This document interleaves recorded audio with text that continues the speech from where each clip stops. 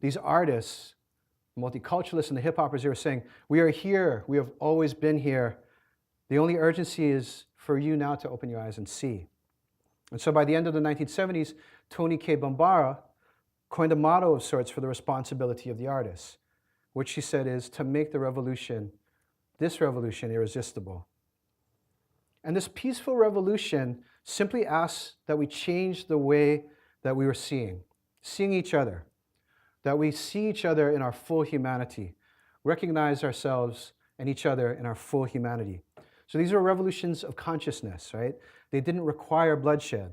They only require that we not apologize for our right to be, and for us all to individually learn how to see each other in all our similarity and all our difference. We learn from a very early age to begin to see difference. We learn to tell the difference between ourselves and others. I often, at this point in my lecture at Stanford, bring out this book, Are You My Mother? Right? Oh, yeah. Which is a classic, right? Yeah. Everybody remembers this book. This is literally this bird trying to figure out difference, right? Are you my mom? The dog says no. You know, the other animals say no. It's trying to figure out difference, right? So we learn to tell the difference between ourselves and others.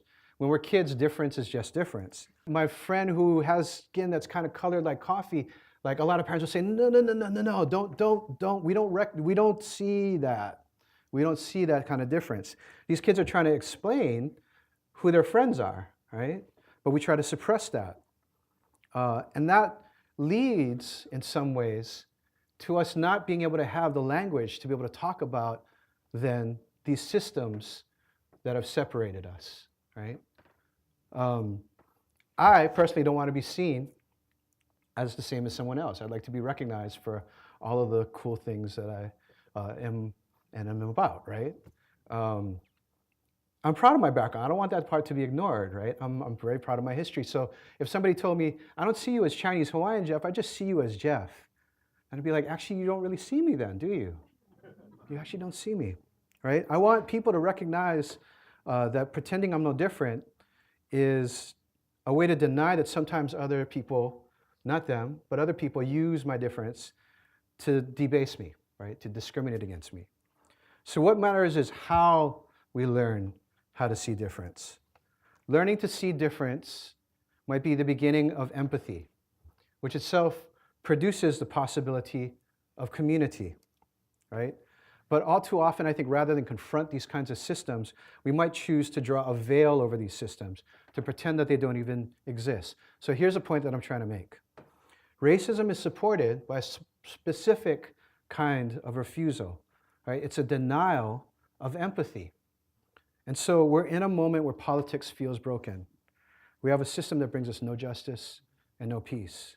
We often feel alone. We often feel isolated by a hopeless reality.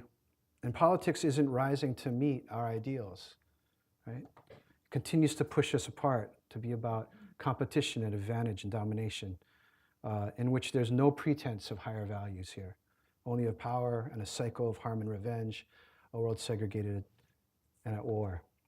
And for those of you who are young, I think that this is your challenge, right? This is, unfortunately, the legacy that you've been left to try to resolve, right? To how to resolve these kinds of questions, right? How to choose to stand against the machines of domination, violence and death, against the machines that breed isolation and division, how to choose to engage, right? Because privilege shows up as disengagement, right? How to protect life, to shelter life, to embrace life, to dream of a world that is beyond what we can currently see, and to bring that imagined world into being.